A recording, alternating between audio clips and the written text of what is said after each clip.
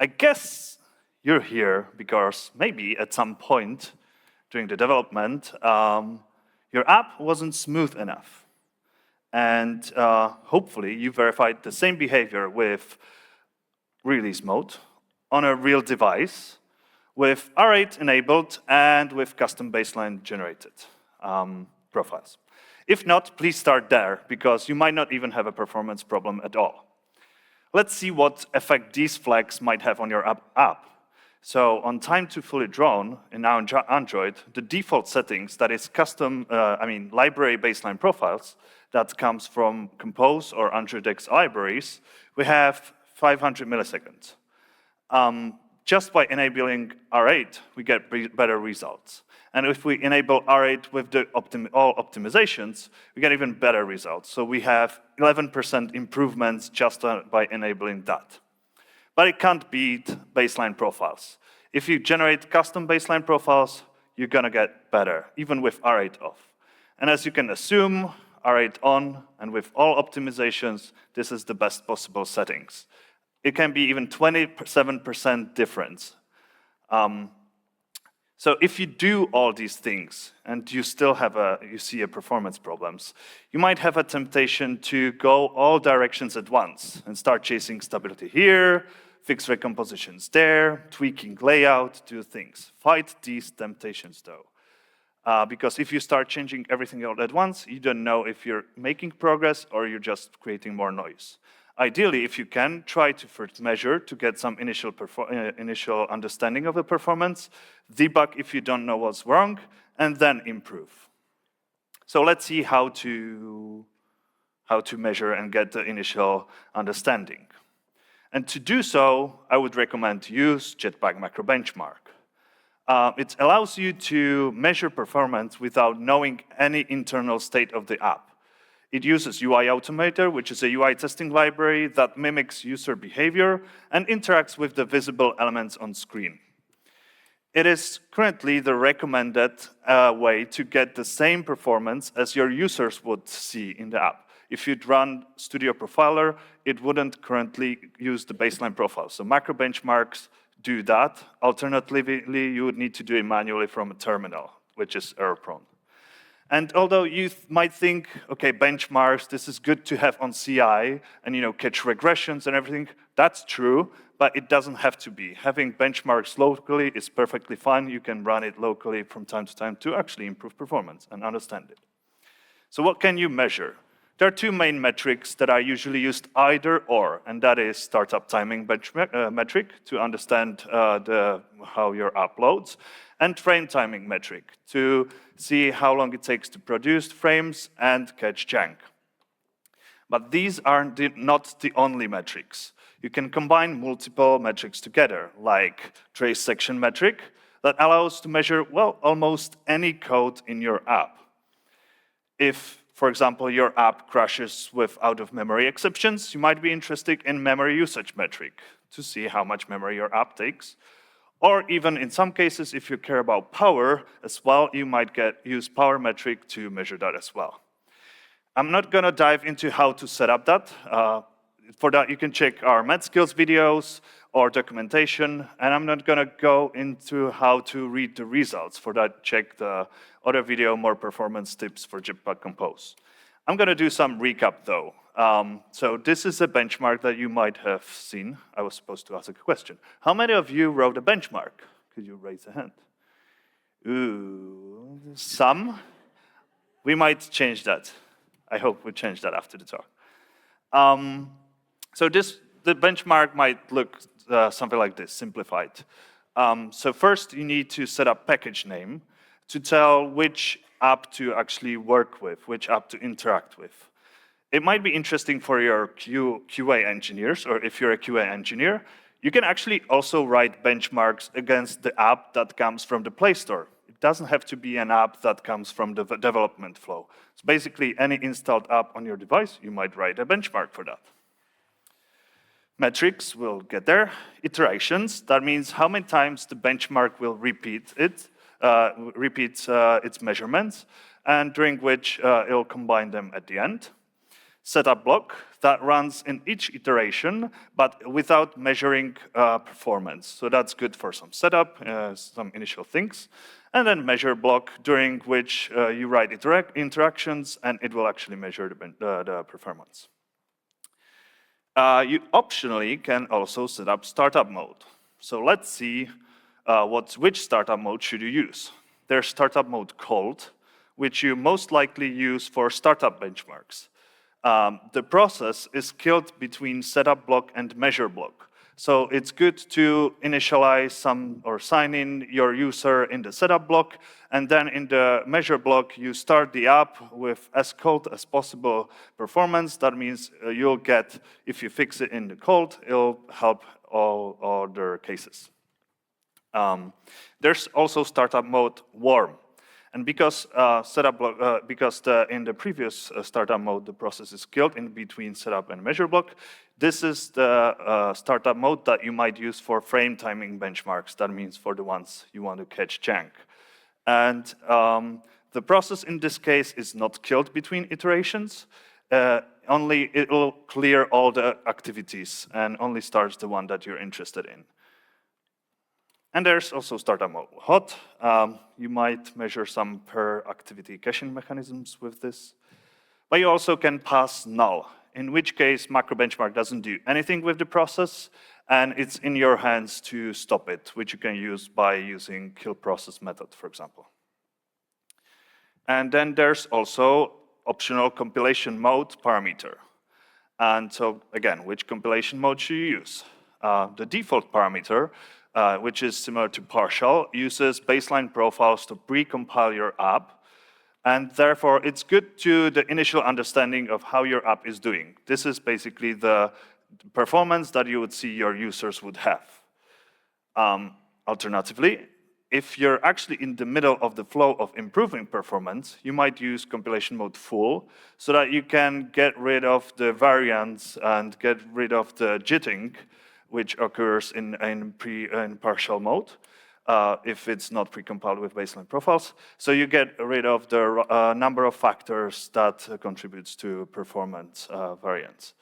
And so be aware that this is good for frame timing benchmarks, because in startup, actually, if you'd precompile your whole app, it's going to be bigger, and therefore it might have negative effect on startup. So don't use for startup benchmarks, but good for frame timing benchmarks to find jank.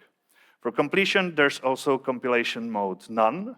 And this is currently the recommended way how to compare the baseline profiles effectiveness of your app. So basically, you compare partial with baseline profiles, again, none, which doesn't use any baseline profiles, even the ones from the libraries.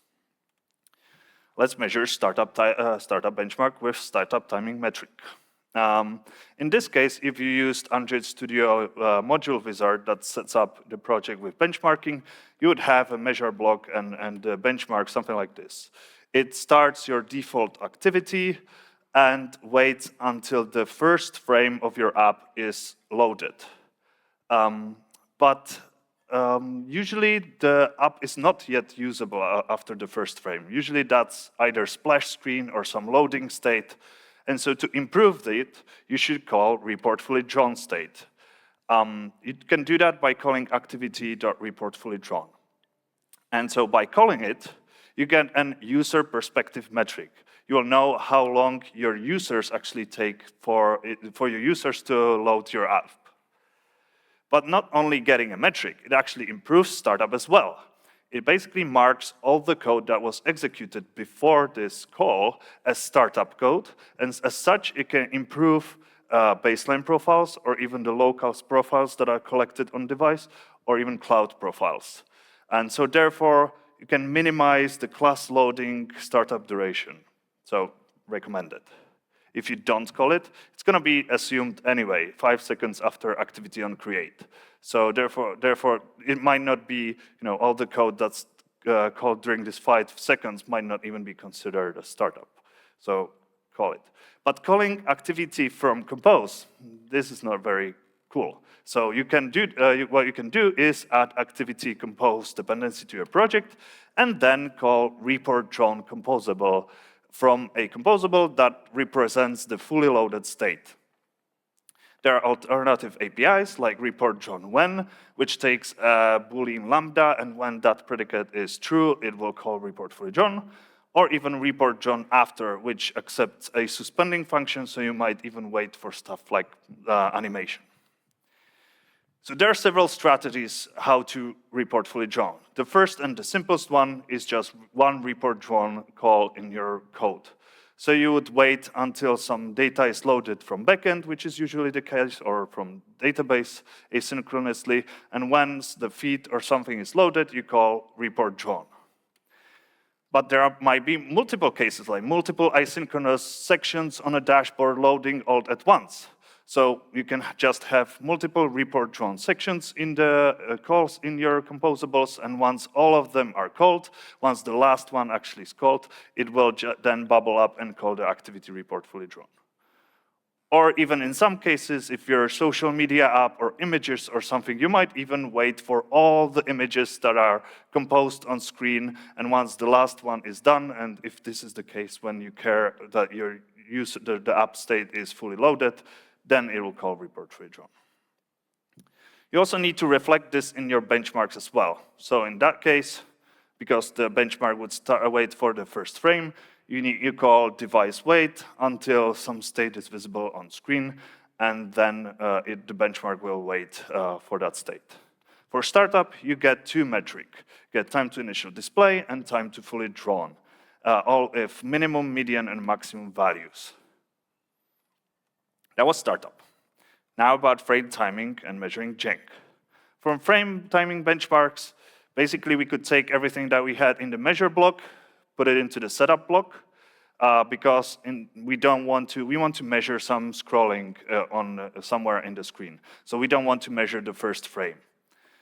And so in the measure block, we then find the feed that we are calling report fully drawn for, or not report fully drawn, but we want to measure the frames during which. We set some gesture margin so that we don't trigger the system navigation, and we flink the feed. Flink, though, might not scroll the exactly same distance every time. So if you would like that and you would like to create exactly the same amount of items, use different gesture, like drag, which drags from the center of the screen to the point you define. And frame timing metric gives you two metrics, frame duration on CPU and frame overrun. Frame duration gives you the timings of the metrics, and overrun tells you how much time there was still left to produce the frame until the limit. So basically, the negative number for frame overrun is good. The positive number means there might be some visible jank. And you get the data in statistical distribution in percentiles. All right, we've got some initial performance. Now, once you measure it, let's debug what might be wrong in our app, because what are these numbers? To do that, you can start with system tracing. And to get system tracing, you can either record it from Studio or manual on device, but you can also get the system tracing from macro-benchmark results. So if you would click on any of the iterations in Android Studio would open the system tracing profiler where you can dig in what was happening. But this only shows you your process. Alternative way is you can use Perfetto. So Perfetto is a web-based tool that doesn't require even Android Studio to be open. It can even reveal, you get the whole picture of what was happening on device during that, so you can reveal some relationships between different processes, and allows investigate you deeper on what was happening. For example, you can run SQL queries. That sounds like very scary, but it's actually not that hard. And so to use the traces from benchmarks, these are actually part of your project. So you'd locate them in project, the benchmark module, build folder, output, connected Android test additional output, the build variant that you have, device name that you use it on, and then there would be the traces. Be aware, this folder is rewritten every time you run the benchmarks. You rerun the benchmarks. So if you'd like to work on improving the performance, you need to copy out the system traces of this folder so that it's not rewritten. And then you can just drag and drop it to the Perfetto UI, and it loads and it shows so much information. From there, you can just scroll into and find the process, your app's process, click it, and you would see main thread expected and actual timeline. For those who come from Ben Weisstock, this might be familiar. So you most likely want to start with the main thread. But to explain, the expected timeline tells you what the system expects when the frames should be produced. The actual timeline tells you, well, the actual timeline when they were produced. Green frames are good, there was no junk. The red frames are the one that you're interested in. So they took longer than the system actually expected them to take. There even might be light green frames. These took enough time to produce, but they were too late. So there might be some latency between user interaction and the frames. They sometimes come just after the janky frames because the janky frame took longer. And so if we zoom in a bit, Compose pre-populates some information about what it's doing automatically without even you doing anything. So you can see when it's recomposing some composable, you can see lazy lists and prefetch when it's prefetching things, but it's hard to understand what might be wrong. I mean, we can see that this frame obviously janks, but we don't know why. And to understand why, to improve it, let's add tracing KTX library to your project and add custom trace sections. And so then in your code, this is from JetSnack, you can just wrap a composable in a trace section, add it a name, and then when you retake the benchmarks, rerun the benchmarks or retake the system tracing, you would suddenly see what is recomposing. So you would see all of the occurrences of that particular item. So that's an item of a list, when it was recomposing, and how long it took. So that's great, but that's still not enough. You could start adding trace sections to your code base, but this is very tedious. So to get even more information, you can set up and use composition tracing. This gives you accuracy of system tracing and all the composition information. How to set it up? You need to add runtime tracing dependency to your app module. And at this point, if you'd run the system tracing profiler from Android Studio, you would already get more information. But we are using it with macro benchmark, and to set it up with macro benchmark, you add it to the benchmarking module. You add tracing perfetto and tracing perfetto binary dependencies. Don't add it to the app module, as these dependencies are big, and therefore it would have effect on your app size. But the benchmarking module is not shipped with your app. This is a testing module, so you can safely have it there and it'll work. And then for benchmarks, you set up Perfetto SDK tracing instrumentation argument, which you might do from the run debug configurations. That is when you have the run configuration, you click edit, you add the instrumentation arguments, and you add the argument there. And you rerun the benchmarks. So this was originally what we have, and with composition tracing, we get all of the composables that were composed at that time. If we zoom in a bit, we see here in the prefetch section, zoom in again, we would see that there's some lazy layout things going on. Then if we go here, we would see that here's highlighted snack item composable. We could even see that there's the custom trace section that we had there previously, which is the same timing. And then we can see some surface, and then we see that the highlighted snack item is made of snack image, some text, and everything. The sections that are below some section basically makes, so the section above is some of the below sections. So you can see that how long each composable here took to compose. But that was information on composition time, but Compose has 3 phases. It has composition, layout, and draw. To get more information on layout phase, you can add a custom modifier layout, which here you would just measure it without any changing in constraints. You would lay it out on the 0 coordinates, basically without any change, but you would wrap it in a trace section. And so here, it would be able to measure how long the measure phase takes. So there in the system tracing, if you rerun the benchmark, you could zoom in on the prefetch measure phase, and here you would have the highlighted snag item layout, so you know how long that takes. And even if you add the custom modifier, the layout modifier with the trace section to other composables like snag image, you see how long it takes for the snag image to measure. And therefore, you can get more information, which might be good for custom layouts, for example. All right, it's great to see the system tracing with so much information, but can we measure it? We're using marker benchmark. So to measure it, we can use trace section metric.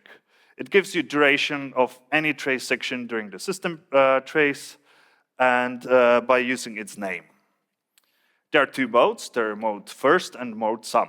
The mode first basically gives you timing of the first occurrence of a trace section, while mode sum basically sums all the occurrences of the trace section by its name. And you can even use wildcards. So therefore, if we're using composition tracing, we might use a wildcard to find basically any composable that how long it took. And so in the code, in the benchmark, what you would do is in the list of metrics, you add the trace section metric with the section name, mode sum. The same, for example, for the layout, and even with the wildcard. So here I'm using part of the package name, basically to fit on the screen, and then wildcard in the end.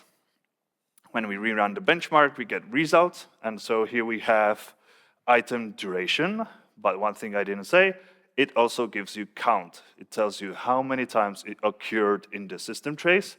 Therefore, it might be good for how many times it recomposed during the benchmark. Same for layout, same for the wildcarded one. So how many times it recomposed? Like 360 times during scroll recomposed. This starts to be a bit suspicious. Right, so we now see that this composable recomposes very often. So what we can do next, we can check it with layout inspector with the recomposition time and verify whether that's the case. And so you open the layout inspector in Android Studio, and here you have two information. You have got a recomposition count. So here we clearly see, okay, this recomposes with scroll. We can also see the skipped count, which basically tells you this composable didn't have to recompose, its argument didn't change, which is a good thing. Okay, so now we know even what, but how to know why. And to know why, we can use a tool in Android Studio, Composition Debugger. Basically, it works with regular debugger, with breakpoints, so what you need to do, you just add a breakpoint somewhere in your code. So here, this is part of the with the jetsnag highlighting item. And then when you run debugger and the debugger stops at its breakpoint, you get recomposition state in the debugger output. So there are different flags. So let's go over them. They're static. That means this variable, this parameter, will not change during the process execution. Then there's unchanged. Well, so this parameter basically is the same as the previous time it composed, so it's not cause of recomposition. Then there's evaluating, which means in this current scope, this parameter is evaluating whether it changed or not. If you would add a breakpoint in a nested composable and it would have the same parameter, you would get information whether this actually changed or not. And there might be unstable, which is a cause of recomposition, because in this case, the gradient is a list of unstable parameters, so that is one cause of recomposition. But then in this case, there's scroll parameter, which has changed flag, which is definitely a cause of recomposition. Okay, so we measured, we debugged to understand why. Now let's go and improve. First of all, first tip to improve performance, keep Compose up to date. So Compose it's unbundled from system releases, and so it's in your hands when you update the version. And please do, because by doing so, you just get performance out of the box. So we're doing performance improvements under the hood, and these are some of the internal benchmarks we have. And so basically the only thing you need to do, update Compose, and you get performance benefits. And you'll see them in the future as well. So please keep Compose up to date. Second, we already talked about it, but generate a custom baseline profile.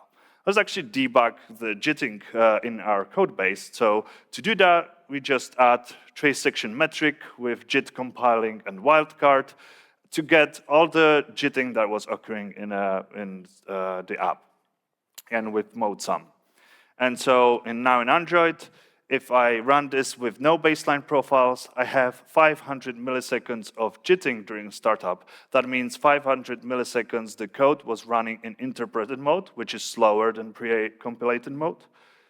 But it's actually better to have stale baseline profile, which was generated, I think, like over a year ago, because the code, I assume you don't refactor the whole code base every now and then. So it's actually better to have stale one, which in this case have much less jitting. But of course, if you can, keep it up to date with every release or whenever you have time, because by doing so, you can have 8 times less jitting with updated baseline profile than without, which is 8 times less code running in interpreted mode, which is slower than the pre-compiled mode. Tip number 3. So finally getting to our case, defer phases when you're frequently changing state. So in our example, the requirement is that the gradient in the snack items has to be offsetted whenever you scroll the content. So here we have scroll, and we read the state of the lazy list. We pass it to the snack item, where we use it as a startx to offset the gradient of the item. To fix it, we need to defer the state, because this basically, with every composition, we're reading state, which causes the recomposition with every single scroll. So what we can do, we can wrap it in Lambda, therefore it will not recompose, it will not read the state in compose phase. We pass the Lambda, but here it would do the same thing, because we're still executing it in the nested composable. So what we need to do in this case, we need to defer the composition phase. So in here, we can use like modifier draw behind and draw just rectangle with the same parameter. And by doing so, basically we're skipping the composition and layout phase. So whenever you have a performance problem and you're frequently changing state, try to use for example, animating or scroll. Try to defer and use the Lambda modifiers. Like here, the background with draw behind. Or if you're animating alpha value, like graphics layer, change the alpha. Or even if you're offsetting something on screen moving, use the offset with Lambda modifier. I need to say, it's perfectly fine to have these modifiers in the code base. You don't have to go and replace them everywhere. It's only when you frequently change the state. Andrzej is having talk on that tomorrow, more in depth. Come to get more details. Number 4, use box with constraint only when you need it. It uses subcompose layout, which brings some overhead. So when to use it? Use it when you need to you need to compose different UI based on the available size. But we saw that people are using it just to get size of a composable. So you're getting unnecessary overhead, and if you're doing it very often on a screen, it might have memory impact and performance impact.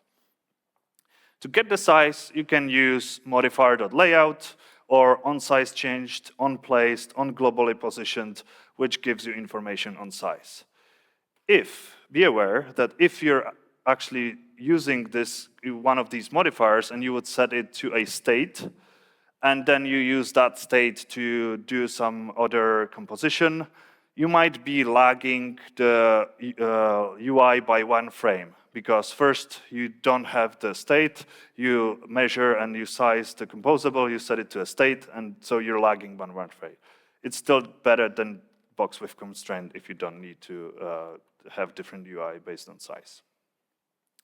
Number 5, migrate custom modifiers. So internally, we migrated most of the modifiers to the new modifier.node modifier.node, in which cases we saw improvements even over 80%. But you need to migrate custom modifiers as well, especially modifier if you're using modifier.composed. So modifier.composed allows to have a composable factory, and it allows you to have per modifier custom state. So you can have state isolated to a modifier, but it can't be skipped. So it's a modifier that returns a value, and it returns a lambda, so we can't really compare the lambda values, so we can't skip it, and therefore we need to basically recompose the whole modifier chain. It needs to be actually as well materialized, so you can declare modifier just once and use it in several places. So if you need to have the isolated state, what we need to do at the call site, we need to materialize it, unwrap the states, and basically all of this might be a source of performance issues. It's also, so we are doing like a complicated chain of modifiers to have like simplified modifiers. So all of this might be potentially problematic in performance when in hot code paths and like something frequently changing.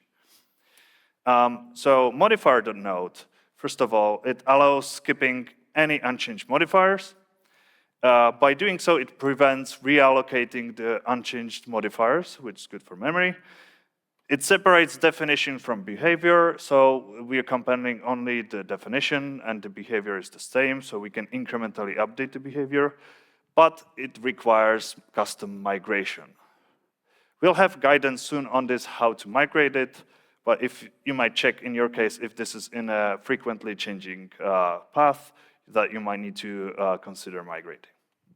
6, remember only heavy operations. It has actually minimum effect on very light, tiny operations. So let's see here. On the very light operation, it takes 1.9 microsecond. We're talking about microsecond. But remember actually gives some overhead. So here, it would have actually bad effect on that. Use it for heavy operations. So on heavy operations, basically, it would just run once, right? But still, 10 milliseconds on a main thread during composition, that's too much. If you can, offset it into data layer, into background thread, or into a view model. Don't do it during composition. Number 7, load heavy images asynchronously. So here on the system trace, I used painter resource to load some big image. And it actually takes 75 milliseconds to load that image, quite a lot. What you can do is use any library for async image loading, which then the system trace would look like this, but the timing would look like this. So if you have a big placeholder or some big image, you might consider using asynchronous libraries to load that. So instead of painter resource, you can use remember async image painter from Coil or the other variants from other libraries. But it might also be like if you're loading image from network library and you have a placeholder that might be big, or error image that might be big, you can use the same thing here. Number 8, split heavy frames. This is kind of the last resort. If sometimes there might be screen that's really UI heavy and you can't really do anything about it, this is the requirement. So you might be consistently skipping a frame because of the transition. And so what you can do, you can split initializing of this screen, of this transition, by splitting into multiple frames, and therefore, technically, you could get better user experience because the frames wouldn't be skipped anymore. Off the record, this is kind of cheating. But if there's no other way, you might try to do that. So how would like look, for example, let's have imaginative open player screen. We show video, and so you can use produce state with initial value different than setting value. Basically, the produce state would set the value in the next frame. And then you first show some placeholder UI, like in this case, the video player might be kind of big, or you're loading it from network anyway, so your user wouldn't be able to see it in the first frame anyway. And so you were showing placeholder, and then we can show the video player in the next frame. And that's it. We went through the process. But it's not finished. You should now measure again to see if it improved. So you can run the frame timing metric, and you should see if these metrics improved. But this time, I'll let you do it. Thank you.